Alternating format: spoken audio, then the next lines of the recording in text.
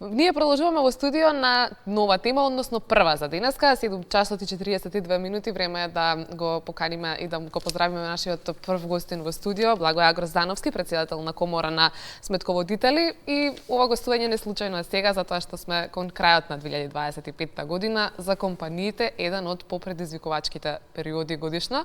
Така што во продолжение ќе разговараме за компаниите и нивните обврски кон државата и даночните пресметки. Благодарам за иствоеното време. Благодарам за поканата, веќе одека ми е како дома удобно. Кој е законот, односно законскиот краен рок за поднесување на годишните сметки во Македонија и на што треба да внимаваат компаниите токму во овој период од годината? Мислам дека веќе горе-доле кај сите е влезено во глава, оние барем што подолго време се бават, се претприемачи се бават со бизнис, крајните рокови се 28 февруар, доколку годишната сметка се поднесува во хартиена форма, односно 15 март, доколку завршната сметка се поднесува во електронска форма, и со тоа нешто што ние долги години го чепкаме во јавност како тема и за што се обидуваме да најдеме на заеднички јазик и со институциите, ние имаме најкраток рок за поднесок на годишни сметки во Европа. Обично роковите кои кај нас се февруари и 15 март се крајот на април, па дури има и до крајот на јуни овие администрации кои ги прибираат овие податоци. Меѓутоа ние сме отишли во еден друг екстрем, сега последицата на тој екстрем, и подале во мојот тековме ќе разговараме за тоа. Една од последиците од тој екстрем за тој екстремно краток рок е веројатно и губењето на дел од квалитетот на информациите кои тие извештаи ги даваат, кои би биле далеку поквалитетни ако имате повеќе време да и ние како сметководители да ги обработиме и да ги евидентираме и да ги разгледаме не само технички, туку суштински да водите и компаниите за кои имаат доволно време да сето тоа да го испланираат и да го предадат кон нас за обработка. Колкав процент од македонските компании навреме ги поднесуваат годишните сметки, колку доцнат или воопшто не поднесуваат и кои се последиците ако воопшто не се поднесе или се доцни? Видете, веќе кога збориме за полусериозни компании, веќе мислам дека го нема оној момент на не сум знаел или не знам или доцнење. Меѓутоа се уште има точна бројка немам, нормално, точни бројки може да добиете од институциите. Доминантно може да кажам од пракса дека над 95, 6, 7% од компаниите си го почитуваат рокот, барем оние што редовно си работат и кои имаат редовни активности. Проблемите се кај оние компании кои збориме за микрофирми пред се, кој можеби има и некој во некој домен и неинформираност и во некој домен ималци и неодговорност можеби, кои можеби мислат дека имате компании кои прекинале со редовни активности, мислат дека така треба да се остане фирмата и дека само од себе нешто ќе се случи. Нема, значи се дека фирмата постои, мора да се поднесуваат годишни сметки, даночни пријави и така натака, доколку сакаш да затвориш, имате постапка за ликвидација која треба да се спроведе. Така што во тој домен можеби има поише, инаку во оној дел во кој компаниите се нормални функционирачки тековно, компании кои тековно ги извршуваат обврските и си работат, нема некој проблем. Да. Во однос на последиците, верувам дека веќе и самите компании знаат, затоа што ги споредивте оние кои што се можеби понеодговорни тоа го дознаваат на друг начин, меѓутоа што точно бара законот за ДДВ во однос на пријавување и плаќање и кои се роковите за истото? Сега во однос на годишното известување, односно финансиското известување годишно, додека даночното известување зависи од типот на данокот за кој известуваме, односно типот на типот на даночната обврска за која станува збор. Данокот на добивка ја следи годишната сметка, се поднесува заедно, се поднесуваат образците заедно со годишна сметка, додека ДДВ е сосема друг тип на данок и сосема друга приказна. Данокот на додадена вредност се поднесува, односно извештаите за данок на додадена вредност се поднесуваат или квартално, односно или квартално или месечно. Порано имаше годишна обврска, постојаа годишни даночни врзници, веќе тоа го нема одамна. Значи кварталните ДДВ врзници последниот квартал го завршуваат на 31 декември нормално, зашто треба да поднесат ДДВ пријави до 25 јануари, додека месечните последниот месец на декември исто така врската тече до 25 јануари, зашто данокот треба да се плати ако има за плаќање, нормално до 30 јануари, зашто потоа би имало нормално последици камати. Во тој дел мислам дека дисциплината е на прилично високо ниво, бидејќи тие што се веќе ДДВ врзници, веќе го исклучуваме оној дел на компании најмалите кои не знаеле или не били информирани, веќе горе-доле сите имаат веќе екзистирачка поддршка позадинска економско-правна, која може да се ослонат во известувањето и во начинот на функционирање во системот на ДДО.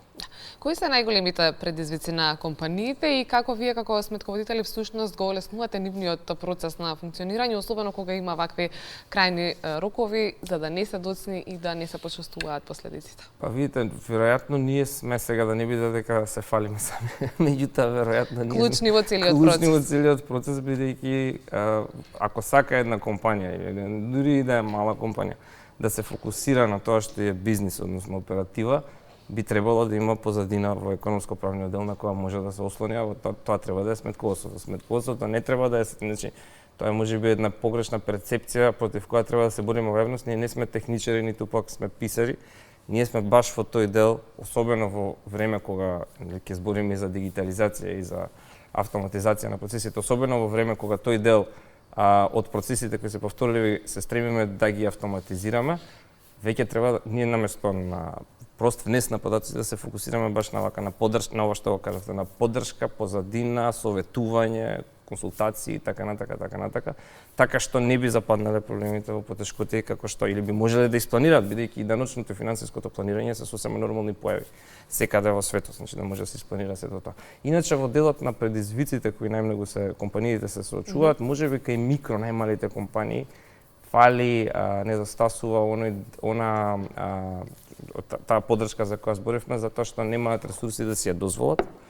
Што е друга тема, која би ја нашла многу поширока тема која може да начнеме, бидејќи мислам дека има дел од микрокомпаниите кои треба да бидат и ослободени во некој дел и да биде полабава, послободна регулативата во тој дел, за да немаат толку врски и толку трошоци, меѓутоа во оној дел во кој се однесува на целото стопанство, особено во делот на плаќањето на даноците, во секој случај мислам дека главен проблем е ликвидноста, односно намалената платежна способност на компаниите и можеби сепак ова подобро ќе го каже некој со макроекономски показатели и податоци врз основа на тоа што ние го поднесуваме, али мој впечаток од она што го гледаме и малку високото ниво на задолженост во последно време.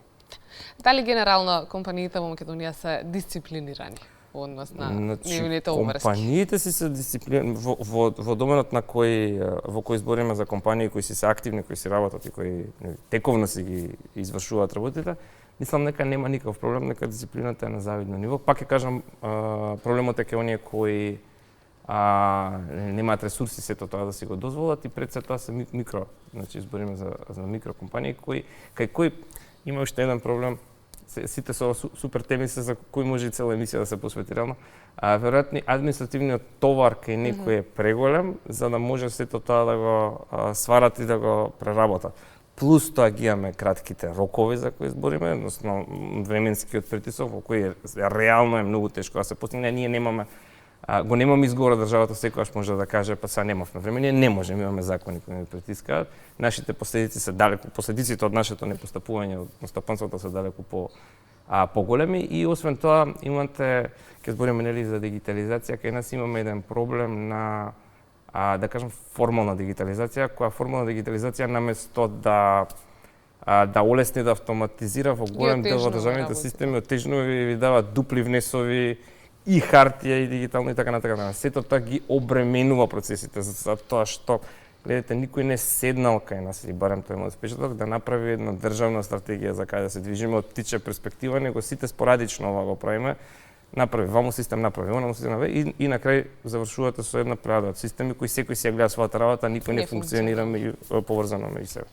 Неколку пати ја споменувате дигитализацијата, претпоставам дека тоа е еден од вашите најголеми предизвици и како сметководители, меѓутоа и со заедничкото работење со компаниите.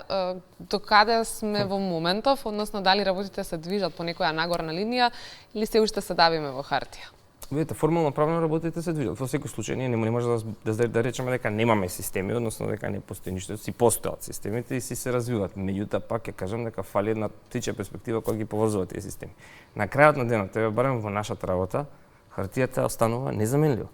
Во моментот кога ќе може да се спроведе една даночна контрола без хартија, тогаш ќе можеме да збориме дека имало дигитализација. Во меѓувреме си имаме разни системи кои функционираат на разно ниво, кои меѓу себе не комуницираат, нема размена на податоци, нема контролни механизми и така натака, што не ја олеснува работата како градинар. Ако јас треба во 5 системи да влезам и да внесам некој податок за X, не е важно каков настан, тогаш не е тоа.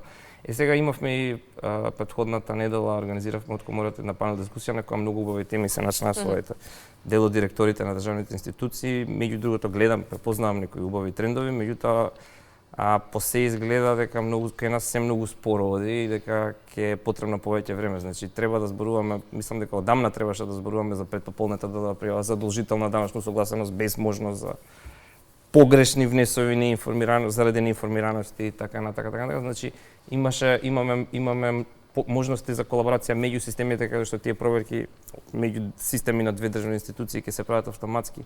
Внесот ќе биде на едно место на податоци и така натака. Меѓутоа изгледа дека ќе биде потребно уште одреден период за се ова да се материализира и имплементира. Тоа е и следното прашање во однос на тоа какви системски промени се неопходни за да се улесни работата и целиот процес кој што го имате како сметководител, но можеби веќе тоа и одговорот. Едноставно повеќе работи од повеќе аспекти и ја би го земал тоа прашање, би го одговорил тоа прашање на уште по, да кажам, високо ниво. Не зборуваме само за еден систем, ниту па збориме за една промена во закон. Збориме за еден холистички пристап каде што е потребно од горе до доле да се ревидира, ајде да кажам, состојбата, затоа што, еве, сега сепак сум представник на сметководствената фела, за нас можам да зборам, еве еден огромен проблем со кој се соочуваме, тоа што имате страшен дисбаланс меѓу права и обврски во нашата професија, што па води до ситуација да многу малку млади луѓе влагаат во професијата. Мислам дека како држава треба да се запрашаме за тоа, ако не стасаме до тоа, ако не стаса до највисокиот државен врв прашање, јас мислам дека тука нешто е погрешно поставено. Значи може да се фати од образовниот процес да се разговара, односно вклученоста на студентите во запознавање со сето тоа што е сметководствена работа, па потоа кон заштита на права на сметководители од аспект на тоа што имаме де факто формално правно имаме институции, меѓутоа тие институции кои треба да ги штитат нашите права, нашите интереси, општиот домен дека многу мал воопшто не го прават тоа, многу мал дел воопшто не го прават тоа, така што може многу да се работи за целиот пристап кон професијата да се смени за да би се направила професија која е респектабилна, кон која сакаат да целат млади луѓе, вклученоста на сметководителите во процесите на носење на закони, не само, че не може да бидеме само имплементатори да не викнете. Па не, видете, нас најчесто не викаат кога треба да ни презентираат нешто.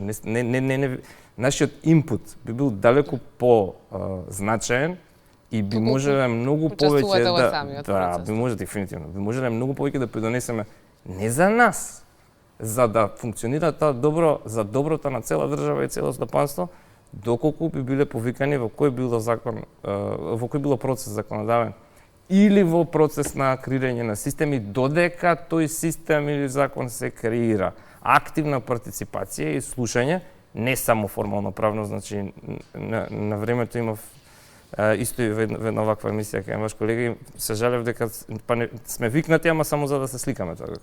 Не така, него активна партиципација, односно вклученост за да придонесеме и за да нашиот глас се слушне и стварно нешто да се имплементира, бидејќи сепак на крајот на денот преку нас поминува. Не може да знае некој подобро од нас за тоа што ние треба да го сработиме и за тоа што веќе со години на нас го работи. Благодарам многу за денешното гостување. Се надевам дека работите ќе бидат на нагорна. Се надевам јас, благодарам на поканата.